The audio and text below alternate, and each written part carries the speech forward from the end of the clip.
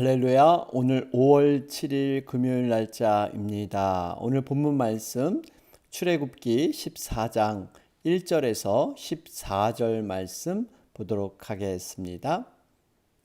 여호와께서 모세에게 말씀하여 이르시되 이스라엘 자손에게 명령하여 돌이켜 바다와 믹돌 사이에 비아히롯 앞 곧 바알스본 맞은편 바닷가에 장막을 치게 하라. 바로가 이스라엘 자손에 대하여 말하기를 그들이 그 땅에서 멀리 떠나 광야에 갇힌 바 되었다 하리라. 내가 바로의 마음을 완악하게 한즉 바로가 그들의 뒤를 따르리니 내가 그와 그의 온 군대로 말미암아 영광을 얻어 애굽 사람들이 나를 여호와인 줄 알게 하리라 하시매 무리가 그대로 행하니라. 그 백성이 도망한 사실이 애굽 왕에게 알려짐에 바로와 그의 신하들이 그 백성에 대하여 마음이 변하여 이르되 우리가 어찌 이같이 하여 이스라엘을 우리를 섬김에서 놓아 보내었는가 하고 바로가 곧 그의 병거를 갖추고 그의 백성을 데리고 갈새 선발된 병거 600대와 애굽의 모든 병거를 동원하니 지휘관들이 다 거느렸더라. 여호와께서 애굽 왕 바로의 마음을 완악하게 하셨으므로 그가 이스라엘 자손의 뒤를 따르니 이스라엘 자손이 담대히 나갔음이라. 애굽 사람들과 바로의 말들 병거들과 그 마병과 그 군대가 그들의 뒤를 따라 바알스본 맞은편 바히롯 곁 해변 그들이 장막 친 데에 미치니라. 바로가 가까이 올 때에 이스라엘 자손이 눈을 들어 본즉 애굽 사람들이 자기들 뒤에 이른지라. 이스라엘 자손이 심히 두려워하여 여호와께 부르짖고 그들이 또 모세에게 이르되 애굽에 매장지가 없어서 당신이 우리를 이끌어 내어 이 광야에서 죽게 하느냐. 어찌하여 당신이 우리를 애굽에서 이끌어내어 우리에게 이같이 하느냐. 우리가 애굽에서 당신에게 이른 말이 이것이 아니냐. 이르기를 우리를 내버려 두라. 우리가 애굽 사람을 섬길 것이라 하지 아니하더냐. 애굽 사람을 섬기는 것이 광야에서 죽는 것보다 낫겠노라. 모세가 백성에게 이르되 너희는 두려워하지 말고 가만히 서서 여호와께서 오늘 너희를 위하여 행하시는 구원을 보라. 너희가 오늘 본 애굽 사람을 영원히 다시 보지 아니하리라. 여호와께서 너희를 위하여 싸우시리니 너희는 가만히 있을지니라. 아멘. 우리 계속해서 출애굽기 14장 진행 가운데 있습니다. 어제의 말씀이었죠. 출애굽기 13장 11절에서 22절 말씀. 하나님께서는 장자재앙을 통해서 이스라엘 백성들을 완벽히 보호해 주시고 또 죽음에서 살려주셨습니다. 이러한 하나님께서는 이 장자의 의미, 초태생을 하나님은 내 것이다. 나에게 구별하여 돌려라. 이런 말씀을 하고 계시죠. 이것은 단순히 출애굽의 사건에서만 한정된 것이 아니라 가나안 땅에 들어간 이후도 그들이 계속적인 기억 속에서 또 후손들에게 가르쳐야 될 귀한 절기다. 이렇게 말씀을 하고 있습니다. 처음 것을 구별하여 드린다는 것은 모든 것이 하나님의 것이다 함을 상징적으로 우리가 올려드리는 그러한 의미가 있습니다. 특별히 이런 부정한 것들, 나귀라는 것이 등장을 했죠. 여러분, 나귀는 하나님 앞에 부정한 것으로 제물로 사용하지 못했습니다. 이 부정한 것을 위해서 어린 양이 대속하는 것, 결국 생명은 생명으로 대속을 해야 합니다. 우리는 나귀와 같은 인생입니다. 하나님 앞에 쓸모없고 부정한 존재지만 이 어린 양이 대속을 통해서 우리가 하나님 앞에 아름다운 그러한 모습으로 쓰임 받는다라는 것을 우리는 깨달았습니다. 뿐만 아니라 노예 생활을 통해서 출애굽한 이스라엘 백성들에게 하나님은 세 가지 은혜를 베풀고 계시죠. 첫 번째로 전쟁을 치르지 않도록 하나님은 조처하십니다. 우리 17절 말씀을 보면 하나님이 말씀하시기를 이 백성이 전쟁을 하게 되면 마음을 돌이켜 애굽으로 돌이킬까 하였습니다. 여러분, 이스라엘 백성들은 아직 이러한 영적인 준비가 되지 않았기 때문에 하나님께서 그 상황을 아시고 전쟁을 피하게 해 주시죠. 또 한 가지는 요셉의 뼈를 가지고 애굽을 떠나게 하십니다.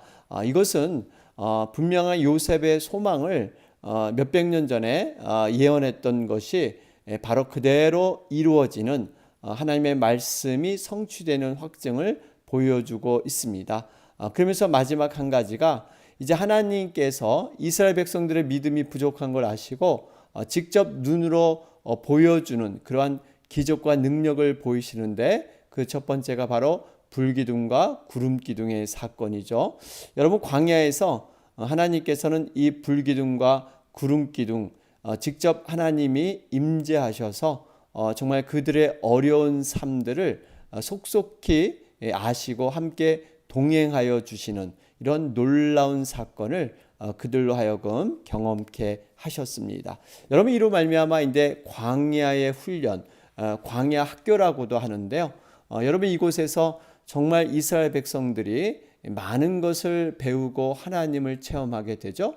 우리의 인생은 어쩌 보면 이렇게 출애굽해서, 다시 말하면 세상에서 구원받아서 이 광야라는 곳, 이것이 교회 생활입니다. 부족하고 연약한 것들이 깎이고 또 하나님을 경험하는 이러한 광야, 이 광야를 잘 통과해야만 적과 꿀이 흐르는 가나안 땅, 요단강을 건너서 들어가게 됩니다. 자, 우리가 이러한 현재의 삶들을 인식하면서 광야라는 것은 정말 하나님을 더욱더 깊이 만나는 곳이고 내 자신이 부인되는 곳, 그래서 하나님의 그 능력을 더욱더 붙잡는 곳이 바로 광야인 줄로 믿습니다. 자, 그러면서 오늘 이어지는 말씀이 드디어 홍해의 놀라운 사건을 하나님은 경험하게 하십니다. 자, 오늘 1절 말씀을 보니까 여호와께서 모세에게 말씀하여 이르시되 이스라엘 자손에게 명령하여 돌이켜 바다와 믹돌 사이에 비아히롯 앞 곧 바알스본 맞은편 바닷가에 장막을 치게 하라.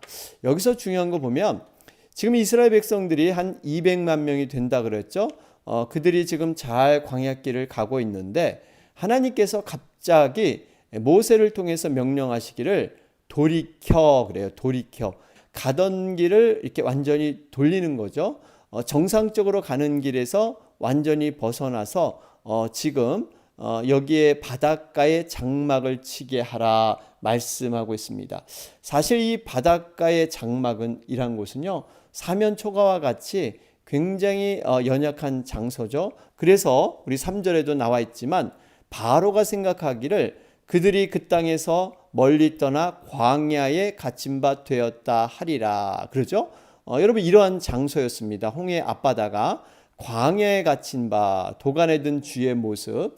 여러분, 사실 이것은 굉장히 이해가 되지 않는 부분입니다. 왜냐하면 모세의 입장에서는 궁정에서, 애굽 궁정에서 40년을 지냈죠. 40년 동안 많은 학문을 접했습니다. 군사학이란 것도 접했습니다. 어떻게 군대가 이동하고 어떻게 전쟁에서 싸우고 어떤 지형을 가야 될 것인가, 너무나 모세는 잘 알고 있었습니다. 더군다나 또 40년 동안 양을 치면서요, 모든 지리를 익혔습니다. 그래서 학문적으로나 또 체험적으로나 경험한 것으로 봐서 모세가 얼마나 이러한 지리와 어떤 형편에 어떻게 움직여야 되는가를 너무나 잘 알고 있었는데, 하나님의 전적인 강권하심을 통해서 여러분, 이렇게 지금 홍해 앞바다에 덜커덩 가게 되는 것이죠.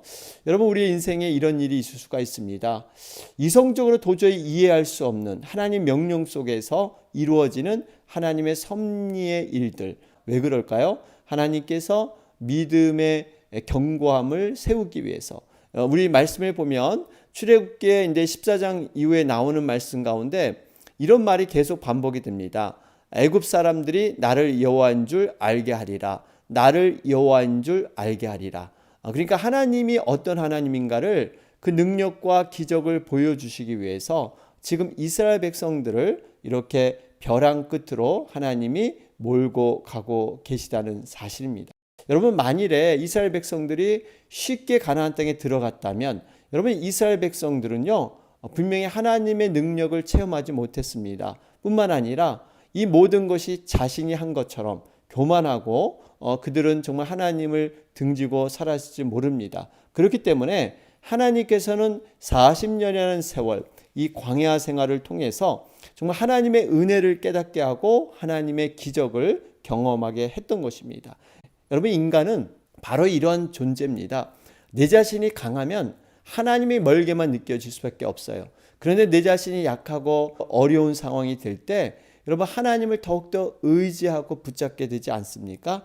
그로 말미암아 하나님의 놀라우신 능력, 지금까지 경험하지 못했던 하나님의 기적을 여러분 체험하게 할 줄로 믿습니다. 그렇기 때문에 우리가 때로는 절망적인 열악한 상황에 놓였다고 해서 원망하거나 여러분 좌절할 필요가 없습니다. 분명히 하나님의 관점에서 우리가 기도하면서 묵상해 봐야 돼요. 이것이 무슨 뜻인가? 좀 하나님께서는 반드시 이러한 상황을 통해서 일하고 계시고 보여주실 그러한 하나님의 계획이 계시다. 여러분, 이것을 붙잡아야 될 줄로 믿습니다. 자, 그런 가운데 5절 말씀을 보면 그 백성이 도망한 사실이 애굽 왕에게 알려짐에 바로와 그의 신하들이 그 백성에 대하여 마음이 변하여 이르되, 그러죠?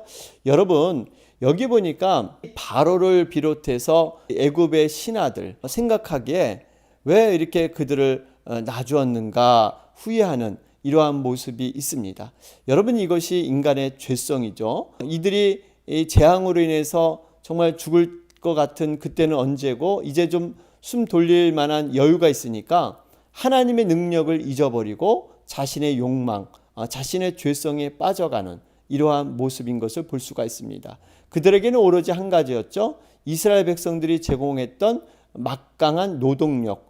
이 노동력을 놓아버리니까 우리가 이제는 이 나라가 어떻게 운영될 것인가, 이 생각밖에 못하는, 바로 앞에 자신의 그 이익만을 생각했던, 여러분, 그러나 분명한 것은 하나님께서 충분히 애굽 사람들에게 10가지 재앙을 통해서 하나님의 어떤 분이신가를 이미 보여주셨습니다. 그런데 그 하나님의 능력과 기적은 기억하지 아니하고 자신의 욕심에 빠져버리는 모습, 여러분, 이것이 인간의 죄의 본성에서 비롯됐다는 것을 우리는 보게 되죠. 분명히 하나님께서 우리들에게도 전혀 하나님을 모르게 이렇게 놔두지 않으셨습니다. 하나님이 나름대로 우리의 그 어려운 삶에서, 고난의 삶에서 하나님의 놀라운 은혜를 이미 경험케 하셨어요.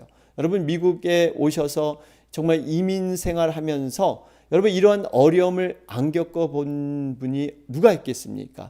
정말 그때는 죽을 것 같고 정말 앞뒤가 꽉 막혀서 어떻게 해야 될지 모르는 이러한 상황, 여러분, 분명히 있었을 것입니다. 그런데 하나님께서 그러한 모든 상황을 벗게 하셔서 지금의 우리로 만들어 주셨는데, 우리는 그 은혜를 얼마나 기억하면서 감사하면서 정말 감격하면서 살아가고 있습니까? 그때는 참 뜨거웠는데 시간이 지남으로 정말 우리가 좀 편안한 삶을 살게 됨으로 말미암아 그 은혜를 저버리고 잊어버리는 이런 경우가 많이 있습니다. 여러분, 바라기는 하나님의 은혜를 더욱더 여러분 깊이 새겨야 하는 것입니다. 자, 그러면서 6절 말씀에 바로가 곧 그의 병거를 갖추고 그의 백성을 데리고 갈새. 여러분, 이제 바로가 자신의 총 능력을 다 동원한 것이죠.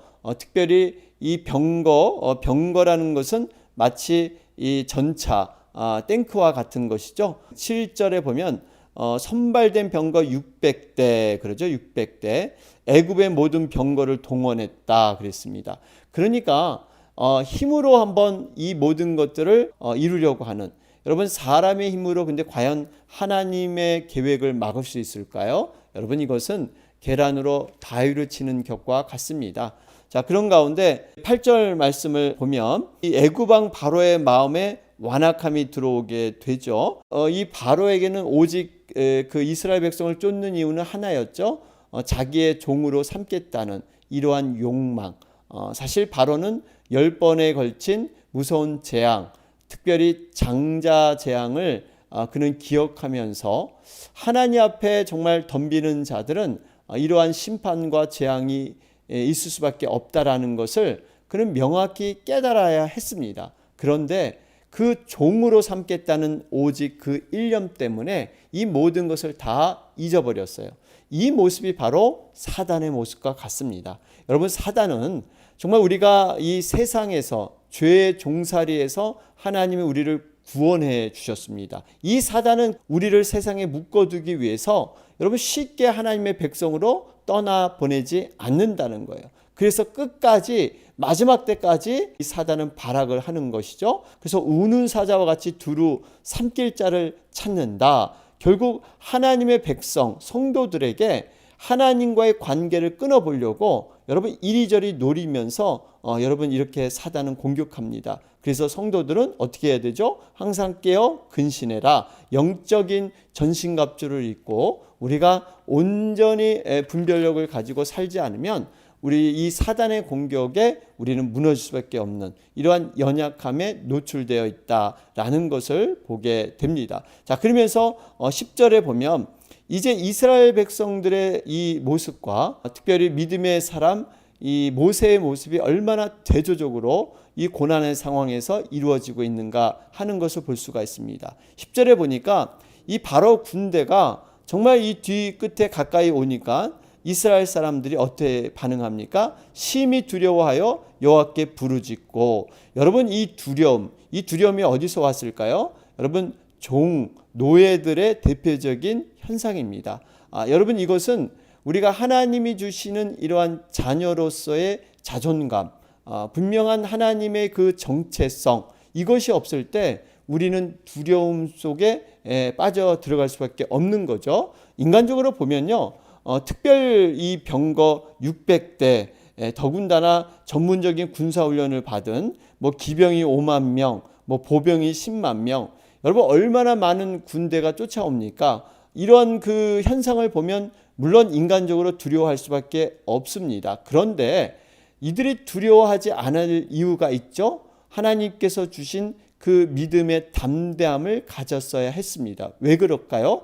여러분 10가지 재앙을 받잖아요.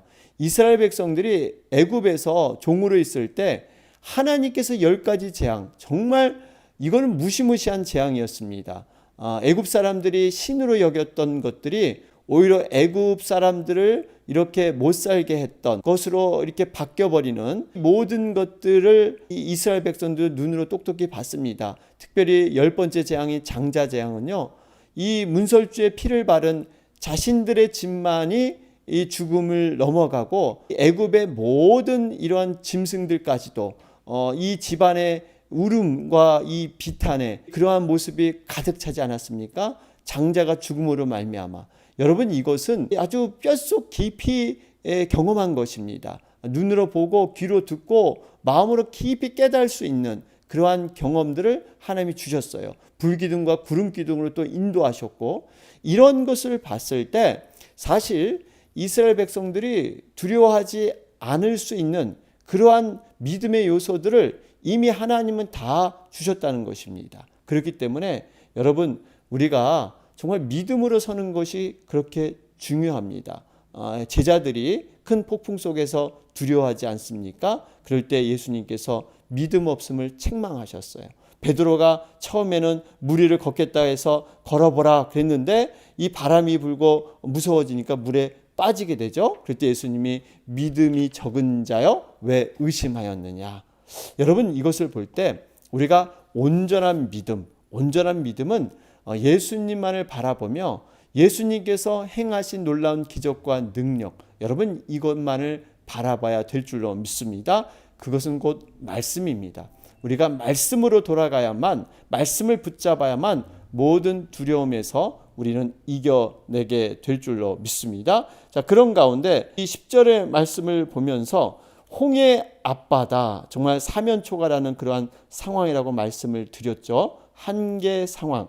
여러분, 우리 인생을 하나님께서 이렇게 때로는 이 사면초가와 같은 이러한 막다른 인생의 절벽 앞으로 우리를 밀어 넣을 때가 있습니다. 이것은 우리를 정말 죽이고자 하는 것이 아니라 이곳에서 하나님의 놀라우신 경험, 지금까지 경험 못했던 하나님의 그 기적, 우리 욥이 고백했던 것처럼 내가 그동안 귀로만 들었는데 눈으로 보고 만진 바 되었다. 그 고난을 통과한 욥의 고백이지 않습니까? 여러분, 그렇기 때문에 우리는 끝까지 믿음으로 모든 상황에서도 우리는 절망하지 않고 나아가야 될 줄로 믿습니다. 우리가 어떤 형편에 처하든 간에 정말 하나님께서 우리를 사랑하시고 가장 합력하여 선을 이루시는 복된 인생으로 이끌기 위해서 우리가 모든 과정 속에 들어있다라는 거 늘 기억하시기를 바랍니다. 자, 그러면서 13절, 14절 말씀을 보면